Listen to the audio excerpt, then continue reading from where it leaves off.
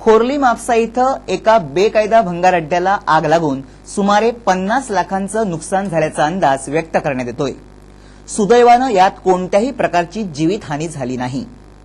या आगीत 3 घरांसह भंगार अड्ड्यातील सर्व सामान जळून खाक झालं।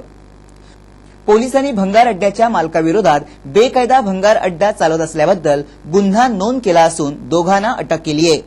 हा भंगार अड्डा बेकायदा असल्याची माहिती म्हापसा पोलिसांनी दिली। या भंगार अड्ड्यात तेलाची पिंप, कागदी पुठ्ठे, प्लास्टिक, गोंडपाट आणि मेण मोठ्या प्रमाणात होतं।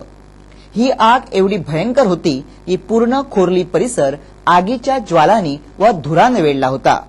या आगीमुळे परिसरात एक प्रकारचा उग्रवास पसरला होता। या भंगार अड्ड्याचे मालक खान नामक व्यक्ती असून आग लागल्यापासून ही व्यक्ती बेपत्ता आहे। यात खान यांचा करासवाडा इथंही एक भंगार अड्डा आहे। गेल्या 1.5 वर्षापूर्वी त्या भंगार अड्ड्याला आग लागून 50 ते 60 लाखांचं भंगार या आगीत जळून खाक झालं होतं।